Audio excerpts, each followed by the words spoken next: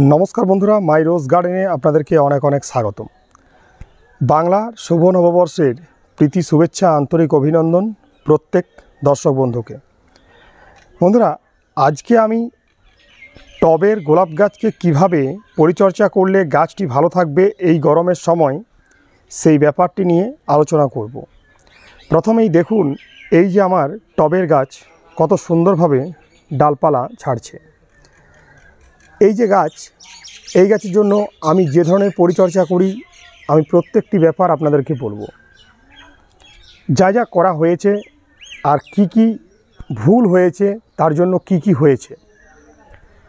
প্রথম কথা বলি, এপ্রিল মাসের আমি চ্যানেলে যে পরিচর্যা রুটিনটি দিয়েছি সেই রুটিনটি এই গাছের ক্ষেত্রে আমি ফলো করছি। তো এপ্রিল মাসের রুটিন ফলো করার পর আমার গাছের বর্তমান এই রকমের চেহারা। আপনারা সবাই জানেন যে আমার বেশিরভাগ গাছ আছে জমিতে। জমির গাছগুলির চেহারা কী রকম আছে সেটাও আপনাদেরকে আমি দেখাবো।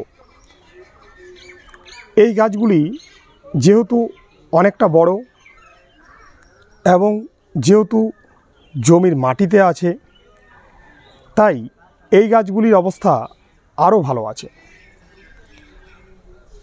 প্রচুর প্রচুর গাছে ফুলও হচ্ছে, তার সাথে সাথে প্রত্যেকটি গাছেই দেখতে পাচ্ছি নতুন নতুন ব্রাঞ্চ আসছে। এই ব্রাঞ্চ আসার ব্যাপারটা টবের গাছে হোক জমির গাছে হোক প্রত্যেকটা গাছে কিন্তু আসবেই আসবে। আমি যেরকমভাবে গোলাপের পরিচর্যা করি ব্রাঞ্চ কিন্তু আসবেই। জমির গাছ বা টবের গাছের ক্ষেত্রে চেঞ্জ শুধুমাত্র ডোজের ক্ষেত্রে হয়, এছাড়া সেরকম কোনো চেঞ্জ কিছু নেই। একই ধরনের পরিচর্যা হয় দু ক্ষেত্রেই। এখন যেরকম গরম চলছে তার মাঝে দেখুন এক একটি গোলাপ গাছের এই রকম দৃশ্য। সত্যি কথা বলতে কি, আমরা যারা ছাদ বাগানে গোলাপ গাছ করছি তাদেরও ইচ্ছে হয় যে এই রকমের গাছ হোক।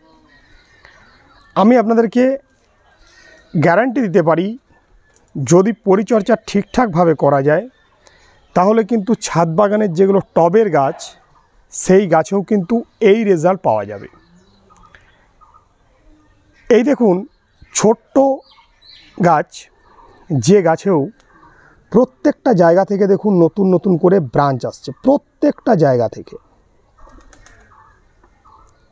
আর আপনারা এটা জানেন যত ব্রাঞ্চ আসবে একসাথে কিন্তু তত ফুল ফুটবে। গাছের পাতা দেখুন খুব সুন্দর চকচক করছে। এছাড়া ব্রাঞ্চ তো দেখতেই পাচ্ছেন, কিছু কিছু ব্রাঞ্চ যেগুলো একটু বড় হয়ে গেছে ম্যাচিওর হয়ে গেছে সেই সমস্ত ব্রাঞ্চে কুঁড়ি চলে আসছে। ঠিক আছে, তো এই সমস্ত ব্যাপার তো থাকেই। এই ব্রাঞ্চগুলোতে অলরেডি কুঁড়ি চলে আসছে। তো ঠিকঠাক পরিচর্যা কিন্তু আমাদেরকে করতে হবে।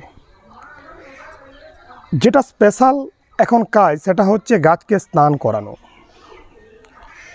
আমি মেনলি বলি সকালে এবং বিকেলে, কারণ আমরা সবাই বিভিন্ন কাজে ব্যস্ত থাকি, এর চেয়ে বেশি পারবো না।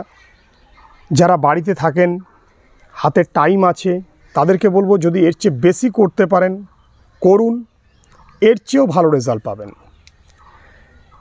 এটাই স্ট্যান্ডার্ড গাছ, এটা বলে কিছু নেই। এই গাছটির বয়স 3 মাস পেরিয়ে 4 মাসে রানিং শুরু হয়েছে। তো এটাই স্ট্যান্ডার্ড গাছ হয়েছে, এটা বলে কিছু নেই। এর চেয়েও ভালো গাছ কিন্তু আপনারা করতে পারবেন যদি সেই রকমভাবে পরিচর্যা করা যায়। যত বেশি এখন স্নান করাতে পারবেন ততই কিন্তু এই নিউ নিউ ব্রাঞ্চ বাড়বে। আমি 2 বার করে স্নান করাই, একবার সকাল দিকে আরেকবার রোদ চলে যাওয়ার পরে, সেটা বিকেল 5টা 5:30 এই রকম টাইমে। যেরকমভাবে গাছে খাবার দিতে বলা হয়েছে সেইভাবেই খাবার দিই। ব্যালেন্স এনপিকে এই মুহূর্তে আমার কাছে নেই, তাই আমি আগের সপ্তাহে আমি যেটা খাবার দিয়েছি সেটা 10-26-26 এনপিকে সার টবের চারিধারে ছড়িয়ে দিয়েছি। আপনাদের সামনেই এই গাছে আমি দিয়েছিলাম ইনো কতটা ভালো রেজাল্ট দিতে পারে সেটা আপনারা এই ভিডিওটি দেখলেই হয়তো বুঝতে পারছেন। ইনো কিন্তু খুব ভালো রেজাল্ট দিয়েছে। ইনো যেমন আমি স্প্রে করেছিলাম, ইনোর জল আমি টবের মাটিতে খাবার হিসাবে দিয়েছিলাম। এখান থেকে দেখুন বেসাল শুট বেরোচ্ছে, মানে সব দিক থেকেই আমার গাছটি কিন্তু খুব সুন্দর রূপ ধারণ করছে। টবের মাটি এই রকম ভিজে ভিজে রাখতে হবে এই গরমের সময়। টবের মাটি এই রকম ঝুরঝুরে রাখতে হবে, কাদা কাদা হওয়া যাবে না। আবার জলের টান হলে কিন্তু গোলাপ গাছের পাতা এই যে গ্লেজ দেখতে পাচ্ছেন এই গ্লেজ কিন্তু থাকবে না। মাটি খটখটে হয়ে শুকনো হয়ে গেলেই কিন্তু গাছের প্রবলেম শুরু হয়ে যাবে, বিভিন্ন রকমের প্রবলেম হবে। গাছের পাতা ঝিমিয়ে যাচ্ছে, পাতা পুড়ে যাচ্ছে, পাতা হলুদ হয়ে যাচ্ছে, ডাল শুকিয়ে যাচ্ছে, ইত্যাদি ইত্যাদি সব প্রবলেম মেনলি ফাঙ্গাস আর মেনলি জল কম বা বেশি দেওয়ার জন্য হয়ে থাকে। তাই আমাদেরকে যেমন ঠিকঠাকভাবে ফাঙ্গিসাইড দিতে হচ্ছে, ঠিক তেমনই আমাদেরকে জলটাও ঠিকঠাকভাবে দিতে হচ্ছে।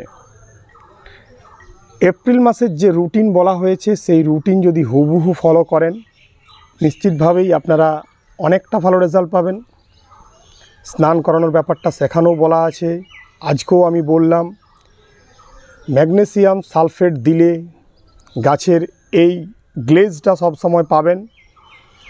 রুট ট্রিটমেন্ট যেটা থাকে সেই রুট ট্রিটমেন্ট করতে হবে ঠিকঠাকভাবে।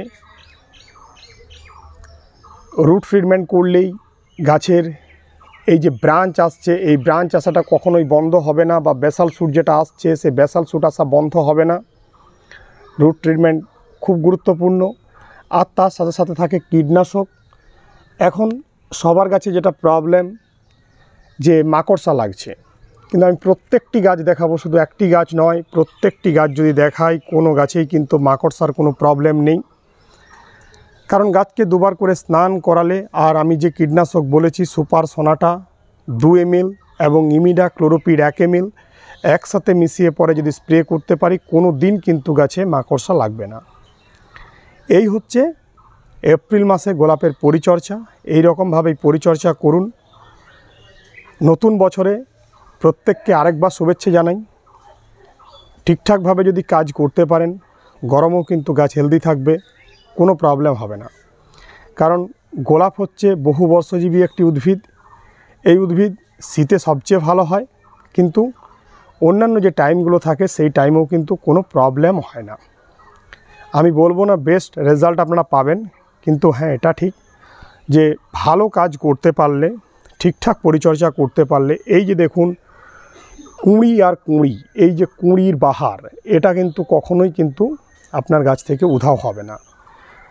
শুধু একটা গাছ বলে নয়, প্রত্যেকটি গাছের ক্ষেত্রেই এই কুঁড়ি আর কুঁড়ি ব্যাপারটা আসবে। দেখুন শুধু কুঁড়ি আর কুঁড়ি, প্রত্যেকটা ডালে ডালে দেখুন কুঁড়ি আর কুঁড়ি। প্রত্যেকে ভালো থাকুন, আজ এটুকুই।